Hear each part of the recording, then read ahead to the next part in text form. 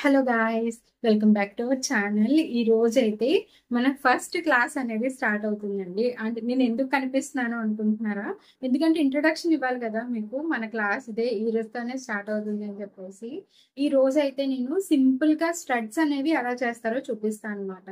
ఎందుకంటే మీకు ఫస్ట్ లోనే కాంప్లెక్స్ డిజైన్స్ అనేవి స్టార్ట్ చేస్తానంటే కొంతమందికి ఇంట్రెస్ట్ పోతుంది అనమాట. సో మీరు చేయగలిగేలాగా సింపుల్ గా నేనైతే డిజైన్స్ అనేవి చూపిస్తాను అనమాట. ఈ వీడియోలో నేనైతే సింపుల్ గా 2 స్టడ్స్ అనేవి చూపిస్తాను, స్టడ్స్ పేర్స్. సో మీరు అది ఇంట్లో ట్రై చేసి ఎలా వచ్చిందో నాకైతే కామెంట్ సెక్షన్ లో చెప్పండి. మీరు ట్రై చేస్తే మాత్రం జెన్యూన్ గా నేర్చుకునే వాళ్ళకి మాత్రం నేను కంపల్సరిగా హెల్ప్ చేస్తాను అనమాట. ఈ స్టడ్స్ అనే కాదు, ఇంకా కాంప్లికేటెడ్ డిజైన్స్ ఫ్యూచర్ లో మనకు రాబోతున్నాయి. అండ్ ఇయర్ రింగ్స్ అనే కాదండి, నేను బ్లాక్ బీడ్స్ ఎలా తయారు చేసుకోవాలి ఇంట్లోనే, మనకి షార్ట్ మోడల్ చైన్స్ వస్తున్నాయి కదా ఇప్పుడు, ఇన్విజిబుల్ చైన్స్ ఎలా చేసుకోవాలి అని చెప్పేసి అవి కూడా నేను మన ఛానల్లో చూపిస్తాను అనమాట. మీరు అవన్నీ మిస్ కాకుండా ఉండాలంటే మన ఛానల్ కి సబ్స్క్రైబ్ చేసేసుకొని బెల్ ఐకాన్ మీద క్లిక్ చేసుకుంటే నేను వీడియో పెట్టిన వెంటనే మీకు నోటిఫికేషన్ అనేది వచ్చేస్తుంది అనమాట. వీడియోలోకి వెళ్లే ముందు ఇంకా ఇంపార్టెంట్ విషయం ఏంటంటే, ఇయర్ రింగ్స్ కి కావాల్సిన మెటీరియల్స్, అంటే మనం ఇయర్ రింగ్స్ తయారు చేసుకోవడానికి ఏ మెటీరియల్స్ అవసరం అవుతాయో నేను డీటెయిల్డ్ గా ఒక వీడియో అనేది చేశాను అనమాట. దాని మీద ఈ వీడియో అయిపోగానే మీరు ఆ వీడియో వెళ్ళి చూడండి. ఈ వీడియోకి అవసరం లేదా అనేసి అంటే, ఈ వీడియోలో నేను చూపించినవి చాలా సింపుల్ గా ఉంటాయి కదా, సో మీకు ఇప్పుడే చూడాల్సిన అవసరం లేదనమాట. ఫ్యూచర్ లో కాంప్లెక్స్ డిజైన్స్ లోకి వెళ్ళినప్పుడు మీకు ఏ మెటీరియల్స్ కావాలో కంపల్సరీగా మీరు తెలుసుకోవాలన్నమాట. సో నేను ఆ వీడియో లింక్ వచ్చేసి నేను ఎండ్ స్క్రీన్ లో ఇస్తాను అనమాట. సో మీరు ఈ వీడియో చూసేసిన వెంటనే ఆ వీడియో మీదకి క్లిక్ అయిపోయి పూర్తి వీడియో చూసేయండి, స్కిప్ మాత్రం చేయకండి, ఎందుకంటే ఆ వీడియో చాలా ఇంపార్టెంట్ అనమాట. So let's get in to the video. నేను ఇక్కడ వాడిన మెటీరియల్ అంతా మీకు ఇప్పుడు చూపిస్తున్నాను అనమాట. ఓహెచ్పి షీట్ అండి. అండ్ ఇక్కడ వచ్చేసి స్టోన్ చైన్ అనమాట. అండ్ నేను యూజ్ చేసిన కుందన్స్ స్క్వేర్ షేప్లో పెద్ద షేప్ అనమాట. ఇది పెద్ద సైజు.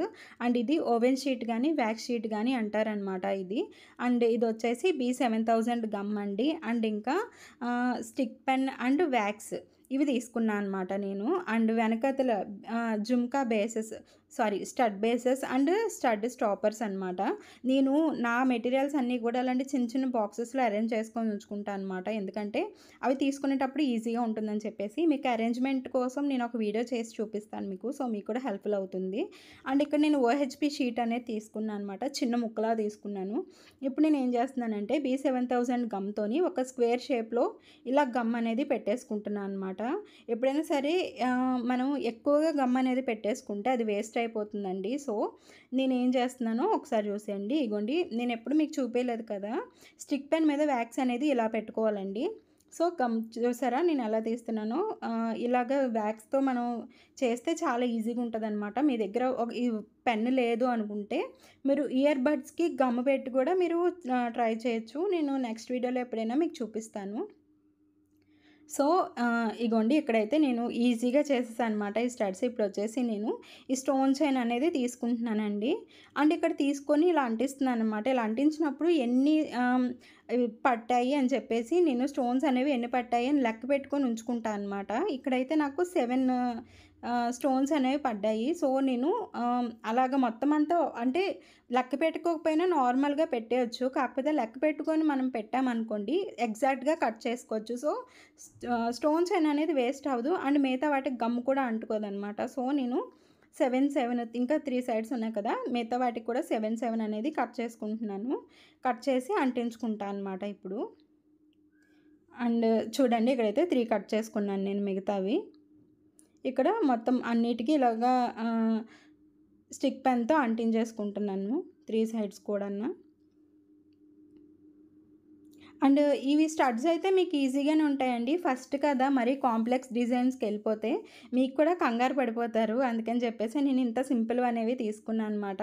ఇవి సింపుల్గా ఉన్నా కూడా చాలా క్యూట్గా ఉంటాయండి. వీడియో లాస్ట్ వరకు అయితే చూడండి. సో నేను 2 టైప్స్ అయితే చూపించాను స్టడ్స్ ఇప్పుడు. ఆ 2 కూడా క్యూట్గా ఉంటాయి అన్నమాట. అండ్ ఈ సింపుల్ డిజైన్ తర్వాత ఇంకా నెక్స్ట్ క్లాస్ నుండి కొంచెం కొంచెం కాంప్లెక్స్ డిజైన్స్కి అయితే మనం వెళ్దాము. ఇక్కడైతే మనం ఒక స్టడ్ అనేది రెడీ చేసుకున్నాము. అండ్ సేమ్ ఇలానే రెండోది కూడా రెడీ చేసుకోవాలన్నమాట. ఇవి చేసుకోవడానికి ఎక్కువ టైం అయితే పట్టదు కానియండి, చేసి చూపించాలంటే మాత్రం కొంచెం టైం పడుతుందనమాట. అండ్ ఎందుకంటే వీడియో తీసి దాన్ని ఎడిటింగ్ చేసి ఎక్కడైనా పార్ట్స్ మిస్ అయితే అవన్నీ కవర్ చేసుకుంటూ రావడం అంటే చాలా కష్టం అండి. అండ్ వాయిస్ ఓవర్ ఇవ్వడం అయితే ఇంకా కష్టం అనమాట. నేను ఎన్నిసార్లు వాయిస్ ఓవర్ ఇస్తానో నాకే తెలీదు. ఇప్పుడు కూడా మీరు ఈ వాయిస్ వింటుంటే మీకు అర్థమవుతుంది వాయిస్ ఎంత డిఫికల్ట్గా మాట్లాడుతున్నానో. అండ్ ఇక్కడైతే ఫినిష్ అయిపోయిందండి. ఇక్కడ నేను వెంటనే కట్ చేసి చూపిస్తున్నాను. మీరు మాత్రం అలా కట్ చేసుకోకండి. ఇక్కడ నేను మీకు చూపిస్తున్నాను కాబట్టి, అంటే వీడియోలో చూపించాలి కాబట్టి నేను ఇక్కడ వచ్చేసి వెంటనే కట్ చేసేస్తున్నాను. మీరు మాత్రం ఒక హాఫ్ డే కానీ 1 డే కానీ అలా వదిలేయండి. అలా వదిలేసి నాకే ఇవనేవి ఈజీగా ఊడకుండా ఉంటాయన్నమాట.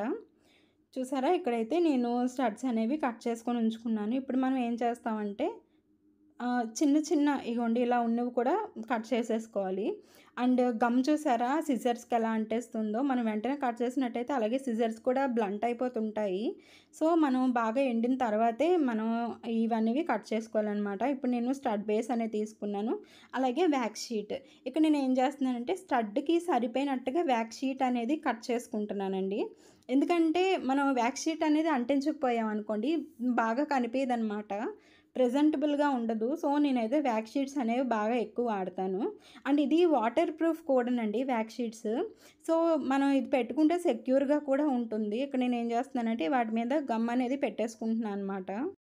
ఇప్పుడు దానిపైన నేను స్టడ్ అనేది గుచ్చుకుంటున్నాను చూడండి.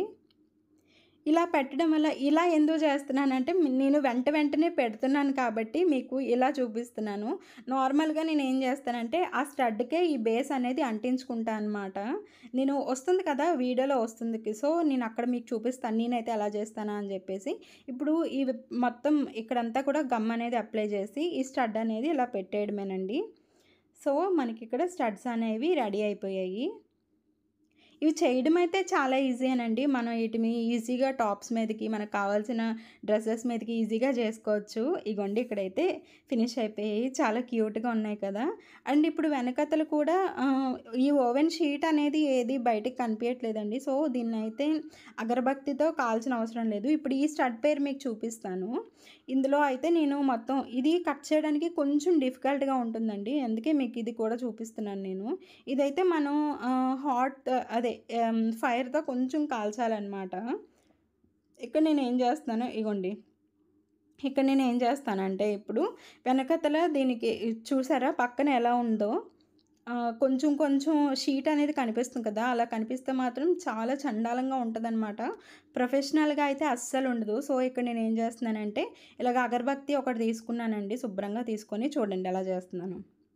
ఇది చేయాలంటే మాత్రం చాలా ఓపిక కావాలండి. ఇక్కడ సింపుల్ స్టడ్స్ కాబట్టి మీకు తొందరగా నేను చూపించేస్తున్నాను గానీ, పెద్ద పెద్ద ఇయర్ రింగ్స్‌కి అయితే మాత్రం నాకు చాలా టైం అనేది పడతదండి. ఇప్పుడు అర్థమైందా ఎందుకు ఇయర్ రింగ్స్ నా దగ్గర అయితే అలా ఉంటాయో. అండ్ అంత మాత్రాన నేను ఎక్కువ ఛార్జ్ అది చేయనండి. నా దగ్గర మ్యాక్సిమం వచ్చేసి అన్నీ కూడా ఎక్కువ వరకు 200 లోపే ఉంటదండి. సో బయట మీరు మీషోలో గానీ, లేకపోతే వేరే సైట్స్‌లో గానీ చూసుకుంటే మాత్రం వాటికంటే నా దగ్గర చాలా తక్కువకుంటాయన్నమాట. ఇగోండి ఇక్కడ స్టడ్ అనేది ఫినిష్ అయిపోయిందనమాట. చూసారా ఇప్పుడైతే క్లాత్ అదే ఈ ఓహెచ్‌పి షీట్ అనేది కనిపియట్లేదు. ఇప్పుడొచ్చేసి నేనేం చేస్తానంటే ఈ స్టడ్ వెనకాతల గమ్ అంటించేసుకొని నేను స్టడ్ బేస్ అనేది పెట్టేసుకుంటా అనమాట. నేనైతే నార్మల్‌గా ఇలా చేస్తానండి. అండ్ ఇప్పుడు ఏం చేస్తున్నానంటే ఈ గమ్ అంటించేసుకొని ఇలా ఓవెన్ షీట్‌కి అనేది ఇలా పెట్టేసుకుంటా అనమాట అన్నీ ఒకేసారి. సో నాకైతే ఇలా ఈజీగా ఉంటుందండి. ముందు అలా ఎందుకు చూపించానంటే నేను అప్పటికప్పుడు చేశాను కాబట్టి మనకి డిజైన్ అనేది డిస్టర్బెన్స్ అవ్వకుండా ఉంటదని చెప్పి మీకు అట్లా చూపించానమాట. ఇక్కడ మళ్ళీ కూడా ఇప్పుడు నేను ఓహెచ్‌పి షీట్ అనేది ముందు అగరబత్తితో చేశాను కదా! ఇప్పుడు ఈ ఓవెన్ షీట్ కూడా మనం అలాగే ఇవ్వండి స్టడ్స్. ఇవి నేను పెట్టుకొని చూపిస్తాను మీకు ఎలా ఉంటాయో.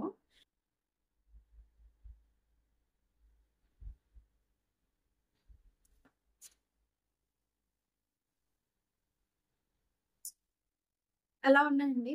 బాగున్నాయా? ఈ స్టడ్స్ అయితే నేను ఈ టాప్ మీదకి వేసుకున్నాను కానీ మనకి ఇవన్నీ కూడా జీన్స్ మీదకి అయితే చాలా బాగుంటాయి. అండ్ సింపుల్ టాప్స్ మీద కూడా ఇలాంటి టాప్స్ మీద కూడా ఇలాంటివన్నీ ఈజీగా ఉంటాయి అనమాట మనం పెట్టుకోవడానికి. అండ్ చేయడం కూడా చాలా ఈజీ కదా. అండ్ ఇప్పుడు ఇంకో స్టడ్ పేరు చూపిస్తాను మీకు. చిన్నగా ఉన్నాయి కదా,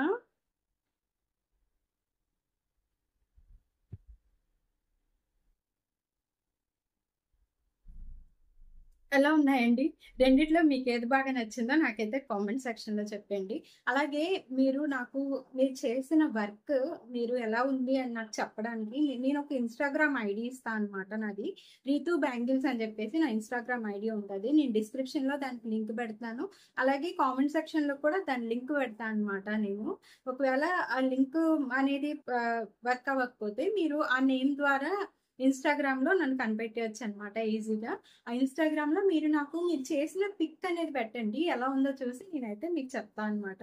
సో, దాని ద్వారా మీకు మీ వర్క్ అనేది ఎలా ప్రోగ్రెస్ అవుతుందో ఎవరో ఒకరు చూడడానికి ఉంటారు గదా! సో, నేనలా అనేది మీకలా హెల్ప్ చేస్తాను. సో, ఇన్‌స్టాగ్రామ్‌లో వెంటనే వెళ్లి నన్ను ఫాలో అయిపోండి.